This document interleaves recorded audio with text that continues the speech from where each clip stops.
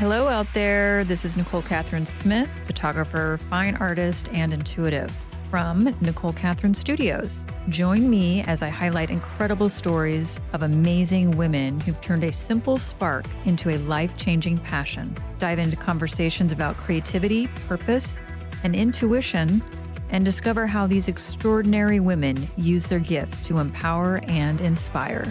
So let's get into it. The She Spark podcast starts now. Hello there. This is Nichole Kathryn Smith from the She Spark. Today, I have the absolute honor of speaking with a truly inspiring woman whose heart-centered work is changing lives around the globe. Today, I have Sheri Lopez. She is a visionary behind Pearl at the Mailbox, organization dedicating to helping women reclaim their worth. And this is something that's really close to home for me as far as empowering women and really letting people know how important they are. Sheri helps people heal from their wounds, step into their true power, and through her work, she creates a safe and nurturing place for transformation and guiding women to find hope and resilience and self-love.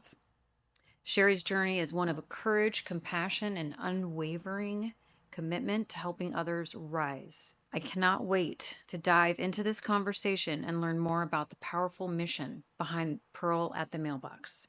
Welcome to the show, Sheri. Thank you. I appreciate it. So let's talk a little bit about Pearl at the Mailbox. It's really a unique and intriguing name. Can you share the story behind that? Yes.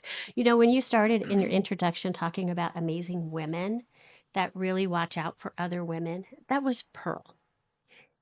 So the last location that I was held at as a trafficking victim was actually here in Arizona off of I-17 and Glendale. And I had earned the privilege from that trafficker to get the mail unaccompanied. So I always say to everybody, the next time you go get the mail, think about that. I earned that. That was a privilege. But Pearl lived kind of diagonal catty corner from the apartment that I was held in with other girls. There wasn't a lot of selling happening in that apartment, but there was a lot of activity because we always had bodyguards with us. So there were always people going in and out. But she just paid attention and she knew that was odd because most people who live in an apartment, you know, it's a family or they go for shopping or whatever. And so she made it a point to start, and she would meet me at the mailbox, the apartment communal mailbox. And she would say to me, honey, I know something's wrong. When you're ready to go, I'll take you. And in the beginning, I looked at this woman like, who are you? Why are you talking to me? I was already a dead person inside. My will to live had already been snuffed out. I was just going through the motions. But she was consistent and offering me a way out. And one day I took that offer and I walked away with this woman. Wow.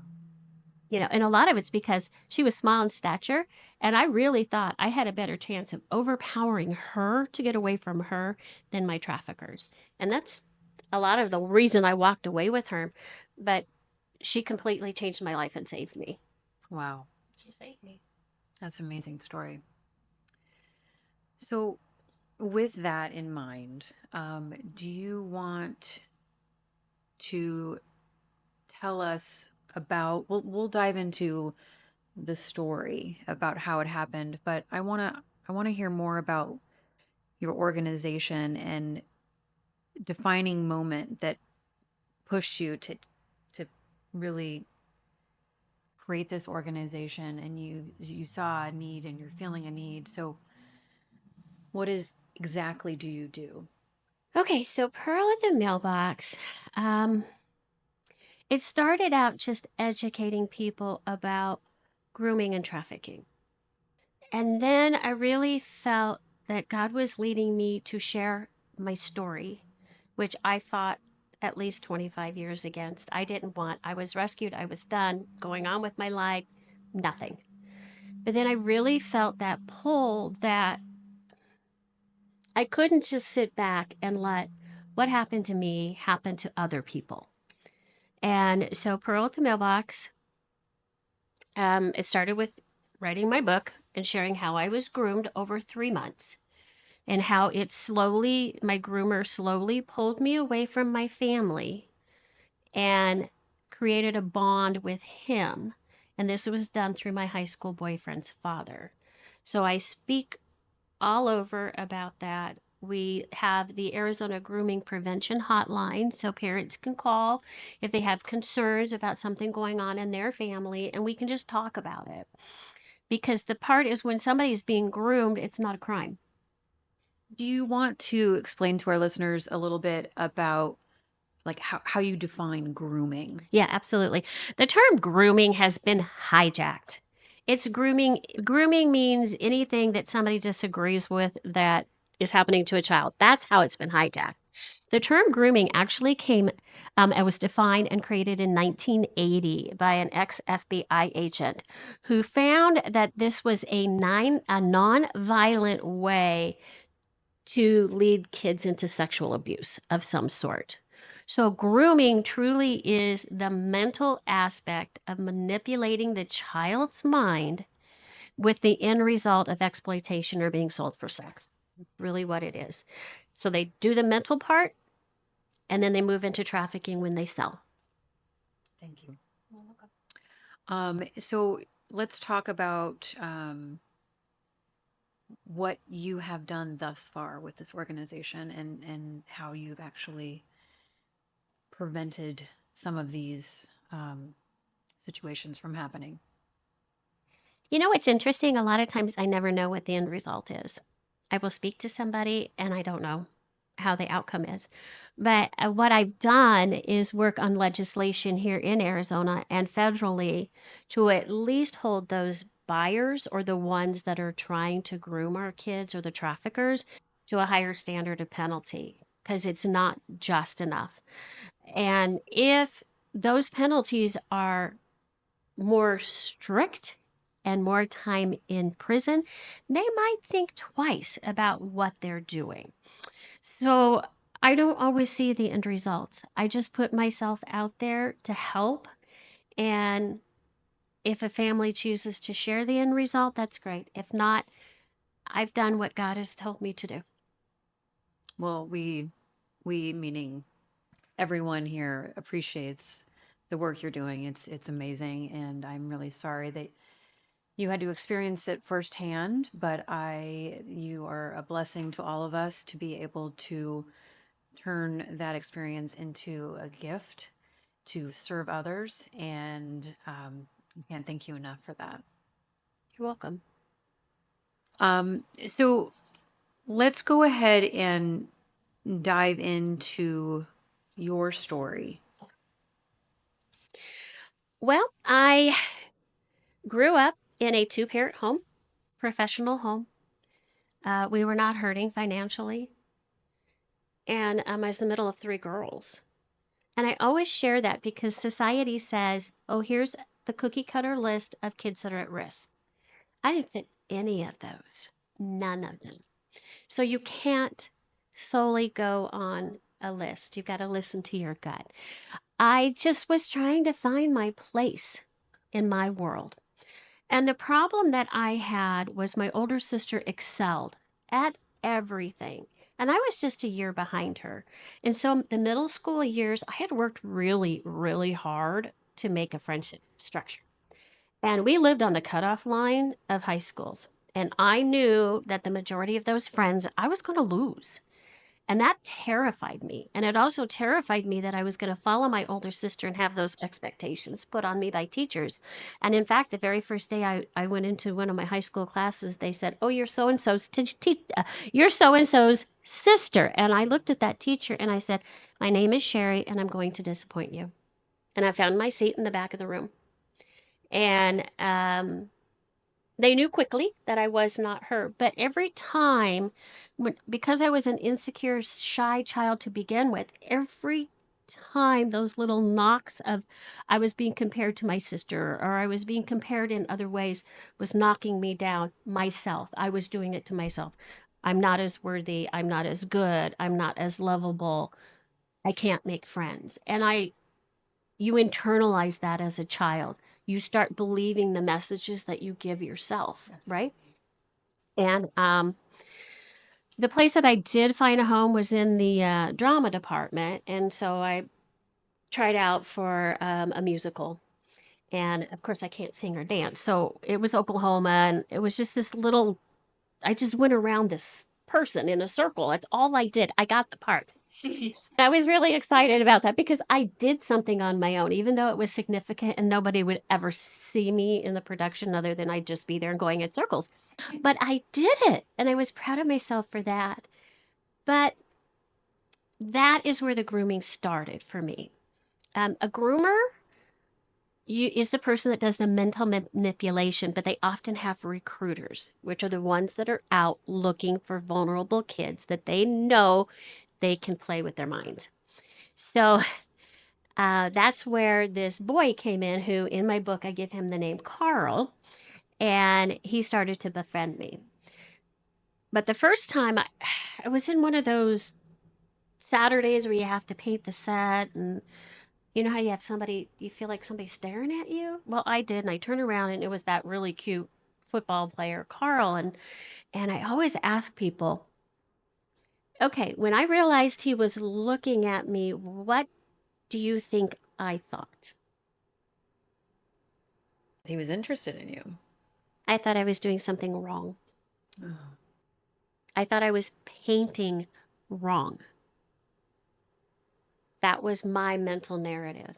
And that was the door to get me to connect with his father. And then the invitations to come to parties, and then the lies that were associated with coming to the parties. And it would start with just come to the party for a couple of hours. Okay, I could do that. Then it would be now we need you to stay on Friday nights, the whole night. I can't do that. Yes, you can. You can tell your mom and dad that you're going to your friend's house, who my mom and dad knew very well.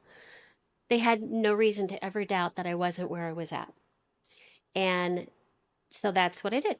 I went to the parties. And then eventually the pressure was, now you're going to stay the entire weekend. And you're going to say that you're working on a project, and your mom and dad are going to take it in. And they're going to say, yeah, fine. Mom and dad are tired. They both work. Every situation is like that. And my mom and dad never questioned anything at all. And they never checked up on me either. Hindsight, having talked with my parents, um, they said we never had any reason not to believe that you were where you said you were going to be, because I was a good kid. But the parties started very innocently. I mean, I saw things that I'd never seen before. We didn't really have a discussion of sex in our home. So I wasn't quite sure what I was seeing. I'd see girls walk around in bras and panties and men walk around in shorts. And okay, I thought that was weird, but yet I wanted so badly to be accepted. So badly to be accepted by these people, because they were bigger than life to me. I was just this simple girl, and they were inviting me into this amazing world of parties and cool cars and alcohol and everything that went with that, and the pretty girls. And I was like, wow, I'm being invited into that world. And I just lapped it up. And I knew things were going wrong because my body was showing me that there was abuse happening, but I couldn't remember it until there was this one evening that during the day, Carl had told his father to go get the basement ready. Now, I'd seen men go down to that basement, but I'd never been in that basement. So I wasn't quite sure what exactly happened in that basement. And I asked Carl, and he's like, oh, nothing, don't worry about it. And Carl would disappear all the time on me, and I would just be kind of left with his dad. And his dad found out so much about me through Carl and the things that I wanted and wished for. And one was that we didn't have a brother in the home, and there was nobody to carry on the family name. And he knew that from his son. So he said, I'll be the brother that you never had. And I just, that's what a groomer does. They feed you what you need to hear. And then you trust that person so much that you look at your parents like they're stupid and they don't get it. What's wrong with you, mom and dad? How come you don't see what I see? But then again, my mom and dad never knew what was happening. But that particular evening, I woke up and I was being raped. Stay tuned for more of this conversation. We will be right back after this important offering. When was the last time you looked at a photo of yourself and truly saw you, the real, authentic you? Have you forgotten the power, the beauty, the light that still lives within you? At Nichole Kathryn Studios, I create portraits that go beyond the surface, capturing your essence, your story, your soul. It's time to rediscover yourself. So let's make it happen. Book your photography session now at NicholeKathrynStudios.com or DM me on Instagram. I woke up, and what I later found out was there were multiple men in the room, and everything that was happening to me was recorded. So a groomer will create blackmail to keep their victim submissive. And then that's where the blackmail kicked in. And they said, well, and of course I tried to get away and I'd push back and stuff. But then the threats came. They would egg my parents' cars. They would slash their tires. They'd climb over our fence, 6-foot fence, cut the lock and let our dog loose. My dog was like the world to me. They'd let her loose, would find her. They'd do it again. So these were messages to me that I knew what they were expecting of me. My parents required me to get a job during the summer. I did. They always knew my schedule because I would try and tell them, I can't come. I got to work. No, we know your schedule. You can come and you will come. Your mom and dad will find out what you're doing and the bad kid that you are, and you're going to lose everything. They're going to lose their jobs. You guys are going to be homeless, and it's going to be your fault. And when you put that on a 15-year-old, it's like, it's something you can't even comprehend. And so this, I didn't know what to do with it. So from the age of 15 until I was 18, I was sold on the weekends and during the summer. Parents didn't know. I had no words to tell them. I was already a quiet kid. I spent a lot of time in my room. So those were warning signs. But I was already that way. And then what I did to try and see if I'd get my mom and dad to ask me questions was that I started screaming at them and telling them I hated them to try and get some type of reaction. I wanted them so badly to ask me what was wrong. And then maybe the floodgates would open, but that never happened. And I don't blame my parents. They didn't know, you know. And then when I turned 18, my mom got mad at me because I wasn't going to go to college. I'm like, because I couldn't, because of the situation I was in, but I couldn't tell her. So she kicked me out. And I ended up living with Carl and his dad until the end of summer. And then it was a living hell for that time. And then a individual that's trafficked, they have a shelf life. So next time you go to the grocery store, pick up a box of cereal or something, you're going to see an expiration date. Every trafficked child has an expiration date too. When you are not requested as often and you're not making them as much money as they used to, they will get rid of you. They will either kill you, they will drug you up and knock you on the street, or they're going to sell you. And I have to say, I was lucky because I was sold 3 other times. So in 7 years, I had 4 traffickers. One was a woman. And then the last trafficker, I ended up here in Arizona, and he was a high-end trafficker. And I was flown all across the United States, sold $10,000 a night, and it wasn't all sex. Some of it was they wanted to yell at you and do all the verbal abuse that they knew they couldn't do with the people in their lives, and they would just let it rip. And there was nowhere you could go. And they'd get in your face and just curse at you, and it was horrific. Wow. And so I got rescued from that, thankfully from Pearl, and I wandered for a long time. And then I just kind of went through the motions of life, of what I thought I was supposed to do. Went to college, became a nurse. I hated it, even though I worked in labor and delivery. And then I got mad at a point, and then I'm like, okay, wait a minute. I kind of feel like now I'm ready to do something about it, but I don't know. And then that's when I decided to become a flight attendant because I wanted to take ownership of the trauma and be able to go in and out of a hotel room under my own power. And that's what I did, and to see if maybe I could spot people on an airplane or stuff. And then because the airline I worked with kept merging, I just took an early retirement and I wandered for a while. I didn't know. I started a nonprofit prior to COVID, but then that all fizzled apart. And then I got colon cancer and I just had to just stop for a while. And through this whole process, I've had 13 surgeries to repair damage done to my body. And yeah, I had a hysterectomy at 28. And because one of the ovaries just blew up. um, I finally, when I just submitted to what God wanted me to do, and I knew that it was like, you got to talk about this. I don't know how I'm going to talk about this, but I'm going to talk about it. And now I will not stop talking about it because our kids are too precious. I don't want anybody to ever think that this cannot happen to their kid because it can. And our job is to pay attention to what's happening in their world and intervene if we need to. We need to be the parent, not the friend.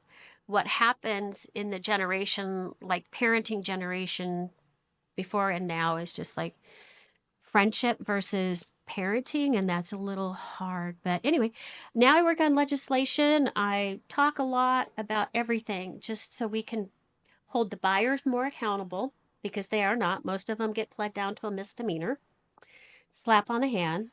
Um, we got the vacator law. I did that. I got that updated last year and passed and signed by the governor. So that allows individuals that were charged with prostitution or some other crime in Arizona to be able to petition the court to have those charges removed if they can prove that they were trafficked. And now we're doing that at the federal level as well. And then we're working on federal legislation called the Take It Down Act, which is the AI component, because that's the next thing. They're realizing, groomers are realizing now that they may not have to work so hard to manipulate a child because they can just get a beautiful face image, attach it to somebody else's body, and get it out there. And so we want to hold tech companies accountable that if they're notified of such image, they have 48 hours to take it down. So that's where we're at now. And I'll keep going. You know what? I have nothing to fear. I have experienced the most evil of evil, that it takes a lot to make me afraid. And so I just keep going. And I'll keep going until the Lord says, "You're coming home, girl. You're coming home." So I know that was a long story, but that's exactly what it was. No, it's amazing, and I consider it an honor that you're here today to share this story. You brought up a good point that this can happen to anyone, and I want all of you listening and viewing to know that this is a pretty intense episode and subject, but it's real and it's happening in our own backyard, in our own homes, and we may not even be aware of it. Mm-hmm. So, can you break down for me, Sheri, the how it's organized with the people that are the recruiters and then the groomers and then the buyers and paint us a picture of what that looks like, because I think a stereotype for people that aren't familiar with trafficking and the terms, and they just think it's somewhere else in Yeah, a dark alley, you know, behind closed doors, yes, but this is under our noses. yeah. And can you give us an explanation of just kind of the core players in this type of, I'm going to call it an It organization? is an organization. Absolutely. So people, the media has done a disservice in many ways because they portray this as happening only on the streets. I never walked a street, ever. These, because selling another human is so lucrative, The cartels are very much involved with these. The organization rings are set up that way, so the top person never gets touched. It's going to be a recruiter that will go to jail before a groomer, and the big guy will, the big girl, never get touched because it is so much money when you think about how many times you can sell a human being. I calculated one time because I was curious myself. And in the 7 years, close to 6,000 times I was sold. Stay tuned for more of this conversation. We will be right back after this important offering. Have you been feeling lost, like the spark you once had has dimmed? Are you longing to reconnect with a loved one who has passed? Do you have a deep desire to move forward but don't know how? My intuitive readings offer guidance, healing, and insight to help you find your way again. Choose a 30 or 60-minute session, virtual or in person. Let's uncover the answers together. Visit NicholeKathrynStudios.com or DM me on Instagram to book your session today. And you think about that money. So recruiters are constantly out there looking for new victims and they woo them. You hear about a Romeo pimp and then you hear about the more aggressive one. The more aggressive one is usually the one that might kidnap somebody off the streets. That doesn't happen very often. When a child is pulled into a grooming situation, they have built a relationship with that person. And the groomer and the recruiter can be the same person. They may not be the same person, but they will have created enough of a bond with that child that the child thinks that that person actually cares about them. And then when their job is done, then the groomer or the trafficker will step in. So I think people also have a misconception that, it's these people look scary or are mean or, it doesn't hit you over the head. It's common people like Right? us Yeah, that pretend to be your best friend. absolutely. So, what are some common places that this happens? Everywhere. Like, Malls, online, the movies, nightclubs, especially nightclubs, college campuses, schools, wherever there are vulnerable young people, minors or young adults, the groomers are there too. And they do. They blend in. It's not like you think of this big monster that's like, I'm coming to get you type of thing. That's not it. Their job is to blend in and get the person they're grooming to believe the lies.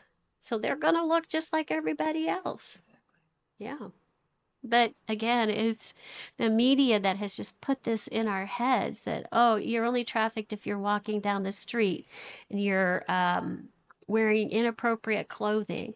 When I was flown across the United States, you would have no idea that I was trafficked. I wore business suits, I dressed professional, and there were times I was even flown in first class.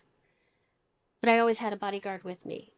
So there was no chance for me to say anything. So it's not like the mini skirts. You're going to see the kids nowadays that may be in the process of being groomed, they're going to dress just like all the other kids are, which does make it a little harder sometimes, but they're all going to blend in. and it's not only women that are being groomed, it's men too, and Uh-huh. vice versa Yeah, on both sides. absolutely. The other thing that seems really tough now is with AI and technology and the internet, that it's even trickier to, Mm-hmm. I guess, figure out what's actually happening. Absolutely. The internet was a gift to the groomers because before they had to put in a lot of effort and work face to face, like in my situation. Now they can groom multiple people at one time, girls and boys, and they just do it behind a screen. But they're so convincing at what they say and the pictures that they choose to share that young kids just soak it up. when you're young, you're in that phase of I'm looking for love. I want someone to love me and tell me how amazing I am.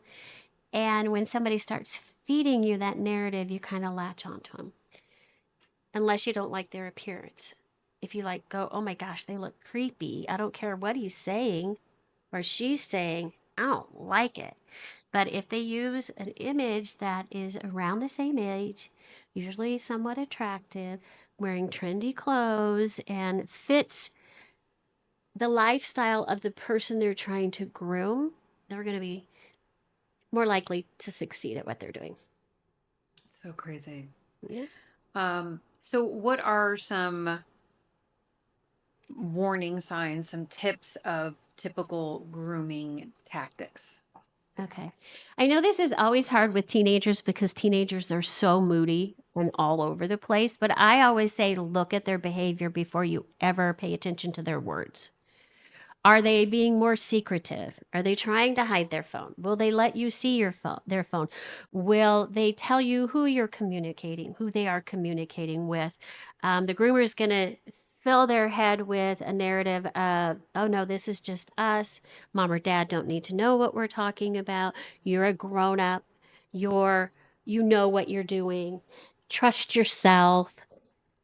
So a groomer is going to be very smooth at trying to make that division between the child and the parent. And the child will most likely go with the person that's trying to groom them emotionally. Right. Yeah. And what about when they're in that love bombing stage? What are some of the things that they tend to do? Gifts, praise, constant praise. You're beautiful. I love you. No one can love you like I love you. I can't wait for us to be together. Uh, Things that guys don't typically say, but draw girls in, especially. Um, that's total love bombing, and jewelry, flowers, cards, things that may be normal in a dating relationship to an extent. You know, normally if you're dating somebody and they're constantly telling you, like, let's say after day one, that they're loving you probably might look at them a little differently, right? And go, okay, maybe they're a little clingy and I might want to go away from this person. But when they're in the grooming process, they're very slick at how they say these things. And when they find an individual who is needing to hear that, reel them in. Right. Yeah. Well, this is so helpful to hear some of the common things that are happening with this and recognizing some of the warning signs. Um, let's talk about when you created this organization and you got through this, you did the work, and I feel like what you're doing has got to be healing for you indirectly because you're helping others. But being able to work through that each time you tell your story, um, what are some of the things, like the most common struggles that women are facing right now that are going through this, and how have you facilitated a shift with that? I think women in general deal with self doubt. Am I making the right decision? And then, of course, it depends upon the age of the woman. Are you in that phase of, I need love? Are you in that phase of, okay, I can do this on my own, or I'm going to pick who I choose to love? But with the young people, I think it's really important, as hard as it is sometimes to create a wave in your home, is to get in their business. If you pay for that cell phone, you need to look at that cell phone. If they have access to money, you need to pull that money away for a while. You need to let the child get angry with you because you could actually be saving them. And that little bit of anger and that anger period could actually be the difference between life or death. And so parents need to take on that role. And I know it's hard because you don't want your kids mad at you. No parent does. But the only way you're really going to know what's going on behind closed doors is really on that phone or computer. And you're going to see text threads and you're going to see pictures and you're going to see things. And then you might find out by looking at those things that a crime has actually been committed. If inappropriate images from a minor has been sent to an adult, then you can get law enforcement involved. And that could very quickly break that bond. Because it's better for somebody to be angry at you in the moment than when they become an adult. There's absolutely nothing that you can do other than watch it happen and then your heart break. So I always tell mom and dads, take on that hard role because you're to parent first and friend later when they're older. And we've had a lot of people who have just taken their kids' phones away. It wasn't pretty, but they have. I talked to a mom yesterday, and with her older kid, she had a phone, and there were some issues. She took it away, and now she says none of her kids get a phone until they're 21. I'm like, yeah, social media has been a great thing, but it's also been a very bad thing. Yeah. So It's a tough one. mhm. And if you could change one thing about how society views trauma and healing, what would that be? The people who have gone through trauma are not tainted. There's nothing wrong with like me. I've lived through something that maybe somebody else has, but that's actually very empowering because I can use that to help other people. Sometimes it's hard for a survivor's voice to be heard a lot of times, especially when you're in these big settings with big organizations. They're like, oh, you're just a survivor. I'm like, I am a survivor. I understand this, and I'm going to talk about it because we got to stop it and we got to protect our kids. So, I think that's some of it. They still kind of view us as like, I know in the beginning it was having to deal with like personal shame and stuff and having to learn how to separate that I didn't put that on myself, but I had to learn how to work through it. And trauma comes in many forms. And okay, what I see, trauma is just another step in your growth. Trauma is another way to make you see things differently in the world. It doesn't say you're a terrible person. What happened to you does not define who you are in any way, shape, or form. But what you have now is a gift to help somebody else. Exactly. Which in itself is very empowering. Yeah. When you reflect on the work that you've done thus far, what are you the most proud of? Um, I can't say there's one thing that I'm most proud of because I'm not done yet. Exactly. I'm not done yet. Good answer. That's what it is. I guess when is my funeral, then I can say that I did what I was supposed to do, but I'm not done yet.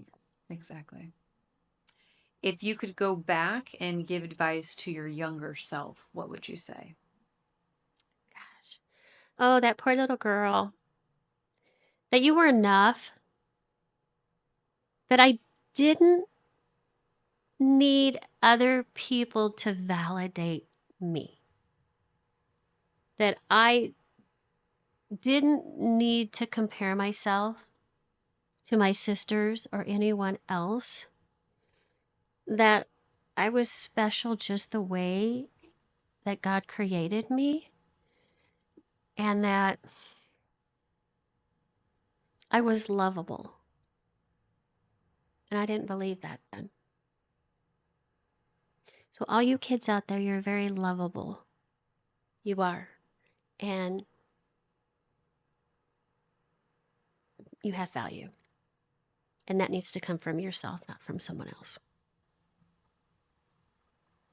It's beautiful. Thank you. Well, that is wrapping up a very heavy subject, but something that we all need to really be aware of because it exists. And right now, it does not look like it's going anywhere. So, knowledge is power, and the more informed we are, the more involved we get with our children.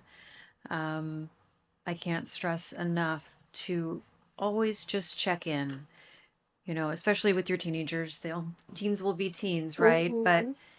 yeah, just check in, because you never know that one moment where they just might break down and really tell you something that you weren't ready to hear and needed to hear. Um, thank you again, Sheri, for coming here today. It was an honor, a privilege to hear your story, and I just can't thank you enough for the work you're doing. And I'm so blessed to have met you, and you're a blessing to us all. So thank you. And I hope this conversation sparked something meaningful in all of you today. And if you loved what you heard, I'd be so grateful for you to take a moment to subscribe and leave a review, or share this episode with someone who may need to hear it. Again, thank you, Sheri. Welcome. And I'm looking forward to continuing to follow Thank your you so much for journey joining and us how you're today helping on the She others Spark and podcast.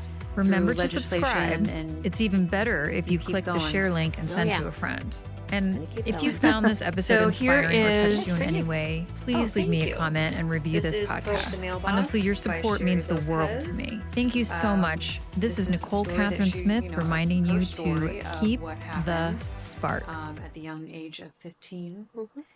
up until Well, this is the grooming aspect. It Okay. just shows how I was groomed. Nothing graphic, perfect for young kids, so Right. they can see it.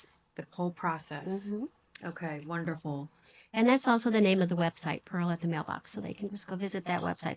Ton of useful information on there. Perfect. So pearlthemailbox.org. Org. And feel free to reach out to Sheri if you or yourself or someone else that you love may be touched by this story, and may be dealing with some grooming issues themselves. So thanks again for listening and watching, and thank you to our guests. Look forward to talking with you again on the next episode. So stay tuned, and don't forget to keep the spark.